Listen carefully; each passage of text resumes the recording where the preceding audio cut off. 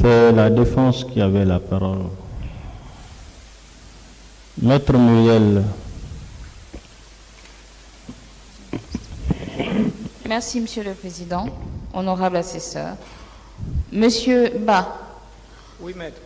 Vous pouvez nous confirmer par devant ce tribunal qu'avant qu'il n'y ait eu des tirs au niveau du stade du 28 septembre, il y avait effectivement eu des tirs de gaz lacrymogène. Vous pouvez nous confirmer cela, s'il vous plaît? Oui. Il y avait effectivement eu des tirs de gaz lacrymogène? Affirmatif. Dans l'enceinte ou en dehors du stade? C'est dans l'enceinte. Dans l'enceinte du Ça stade. nous a trouvés sur la pelouse. Merci, Monsieur le Président. La partie civile.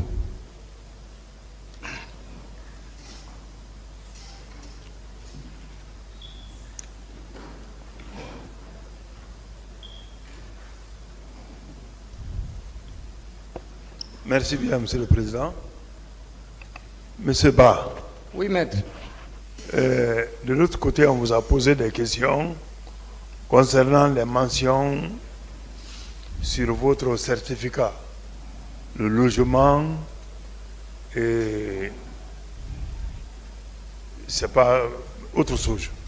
Est-ce qu'au moment que vous étiez devant le médecin et préoccupé pour votre santé, vous avez eu l'occasion de vérifier ce que le médecin a mis sur votre acte, sur l'acte là? Non. Pour moi, le médecin... Approchez le micro. Ce que le médecin a prescrit, je me suis en tenu à ça. Merci. Merci, Monsieur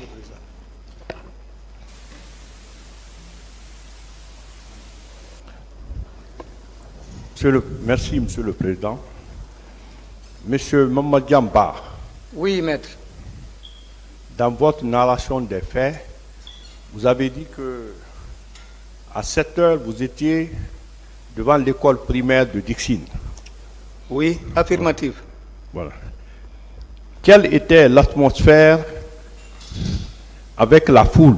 Est-ce que, en ce moment-là, la devanture avant de rentrer au stade était remplie déjà par la foule? C'était la joie. Il y avait de l'ambiance avant qu'il n'y ait... Avant l'arrivée du colonel Moussa Keboro Kamara. D'accord. Et est-ce que à cette heure-là, la police avait déjà ceinturé les lieux? Est-ce que la police était présente? La police a été déployée en grand nombre sur la terrasse. Sur la terrasse. Les policiers occupaient toute la terrasse. D'accord. Vous avez déclaré que vous avez vu les policiers tirer à balles réelles. Quand ils ont tiré à balles réelles, il y a eu des victimes, non, qui sont tombées. Au dehors, non. Donc c'était des coups de sommation. Ils ont dispersé la foule. C'était pour disperser la foule. Oui. D'accord. Vous avez déclaré aussi que les 3 bérets rouges qui vous ont attaqué, on a pris 75 000 sur vous. C'est ça, non? Oui, environ 75 000 francs, mon transport. Voilà. Après votre fracture de bras, comment vous êtes rentré alors que on vous a dépouillé de votre transport? Non, après là-bas, je suis allé passer la nuit chez un ami, à la carrière. À la carrière. Oui.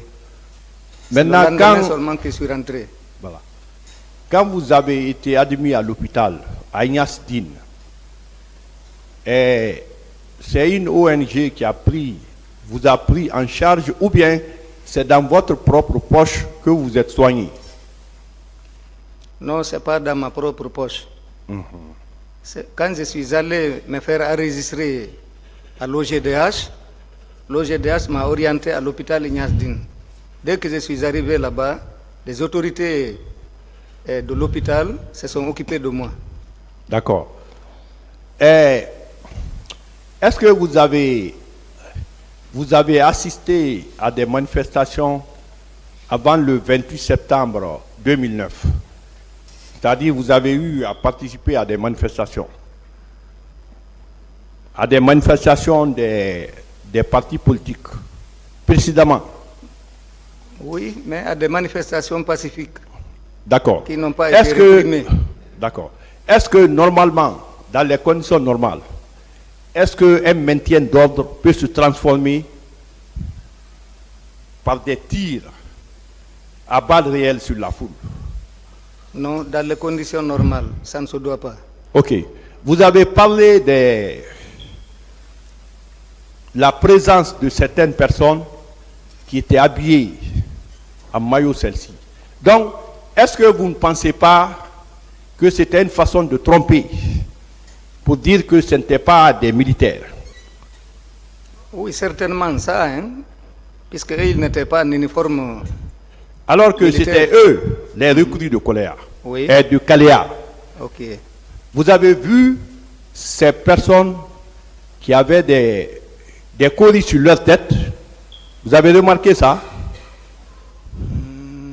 Ceux qui étaient habillés en tenue celle-ci. Oui, vous j'ai avez remarqué des colis sur leur tête? Oui, par endroit. Certains Par seulement, endroit. pas tout le monde. Vous avez remarqué les flèches? Les flèches et des couteaux. Ah, voilà. Donc ce jour-là, on n'était pas parti pour maintenir l'ordre, mais c'était pour tirer sur la foule. Parce que vous avez dit qu'on vous avait découragé, que la manifestation n'allait pas avoir lieu, n'est-ce pas? Oui. D'accord. Et on vous a posé une question de l'autre côté, que lors du premier procès, vous étiez là. Mais, si vous étiez là, est-ce que vous vous êtes constitué partie civile ce jour-là? Non. Voilà. C'est maintenant que vous vous constituez partie civile, non? Oui, effectivement. Et vous avez le droit, selon la loi, de vous constituer partie civile. Oui, tout à fait. Et c'est le tribunal qui va se déterminer sur votre cas. Aujourd'hui, qu'est-ce que vous demandez à la justice? Qu'est-ce que vous demandez au tribunal criminel par rapport au préjudice que vous avez subi? Bon, c'est toujours, je sais qu'il y a la justice déjà qui fait son travail, mais je demande toujours que justice soit rendue. Bon, c'est ça. Maintenant, à eux de décider la suite. Merci, Monsieur le Président.